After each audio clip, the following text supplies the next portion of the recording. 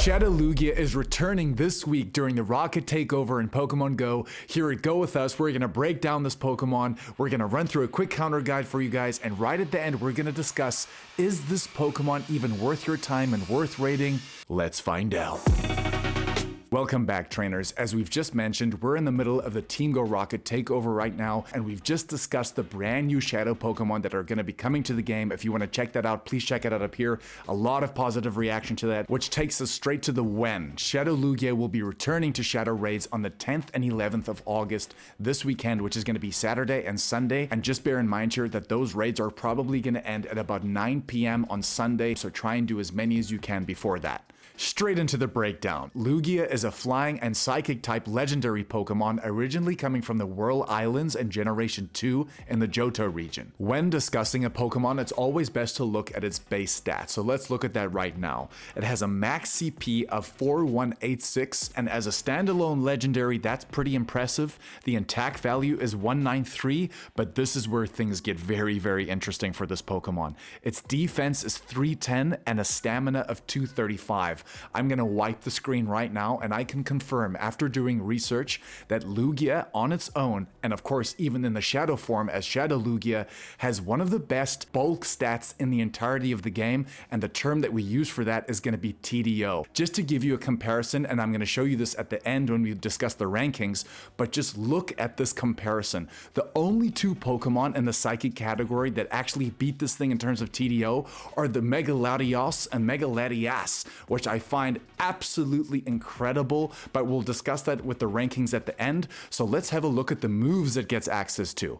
In terms of fast attacks, it has access to Dragon Tail and Extra Sensory. With its charged moves, it has access to Hydro Pump, Sky Attack, Future Sight, Frustration, and Aeroblast. We're also going to stop right here because, as you can see, Aeroblast is going to be a legacy move that you could only get during a special event on Lugia, and of course specially Shadow Lugia. But just something we thought we should mention here as well is that if you guys have the Apex Shadow Lugia with Aeroblast Plus, this is of course going to make this Pokemon even better.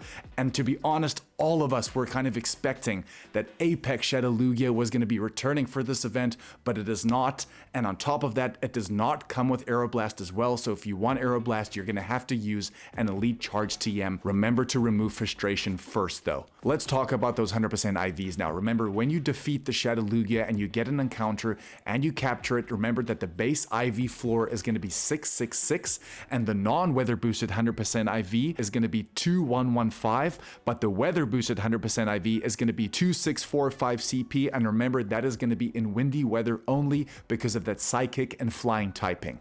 When discussing a counter guide, the best thing to do is to focus on a Pokemon's weaknesses depending on what type they are. And in Shadow Lugia's case, of course, it is going to be flying and psychic. It is weak to 5 different things: Ghost, Dark, Rock, Electric, and Ice. The best megas you could use is firstly going to be that Mega Tyranitar with that Bite and Brutal Swing combination. You could even use Mega Bayonet with a Shadow Claw and Shadow Ball combination. We would even throw in Mega Gengar there with Lick and Shadow Ball, very good DPS on that Pokemon. And the best one here is probably going to be the Dawn Wings Necrozma with the Shadow Claw and Moongeist Beam. Of course, that is a new Pokemon, but it hits very hard. The best Shadow counters you could use is going to be Shadow Tyranitar with that Bite and Brutal Swing again. You could use Shadow Magnezone with Spark and Wild Charge, and always a good pick there. Shadow Weavile is another great one, very good DPS on that Pokemon too, Snarl and Avalanche there, and we could even throw in Shadow Electivire there too with Thunder Shock and Wild Charge. The best budget counters you could use is going to be Xurkitree with Spark and Discharge. You could use Tyranitar again with that Smackdown and Brutal Swing combination, and a honorable mention for Shadow Mamoswine with that Powder Snow and Avalanche combination too.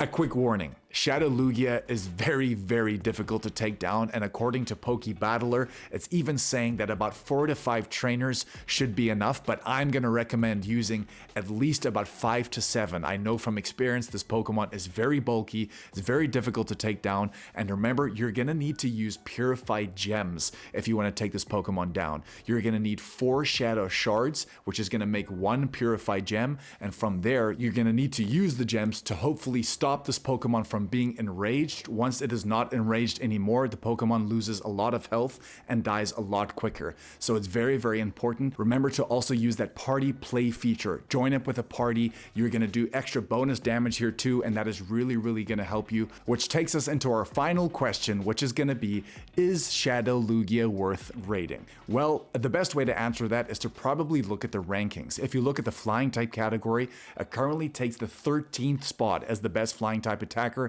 and the main reason for that, to be honest, is probably just because of that lackluster attack stat. But again, look at that TDO, very, very impressive. But because of Aeroblast Plus, which is going to be that move that you need an Elite Charge TM for, that move is actually making this Pokemon rank even higher. So if you get this Pokemon, I would really, really recommend putting that move on it. And if you look at the Psychic type category, unfortunately, it falls well short of that top 10. I think it's in that 26th spot. But again, this is where we really wanted to showcase how impressive the TDO is in this category. Just look at Mega Latias and look at Mega Latios and their TDO, and then just look at the TDO of Shadowlugia all the way down in that 26th spot. So as you can see, its DPS isn't very impressive, but the TDO is what's even bringing it on this chart. Even when you catch this Pokemon, a quick tip, do not forget to remove frustration. I feel like that's one thing everyone forgets to do when they catch these legendaries, and they remove frustration off of all the other shadow Pokemon except the legendary. So remember to do that.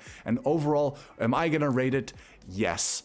Honestly, it is a very, very good Pokemon. It's a really good anchor, I would say, as like a flying or a psychic type Pokemon.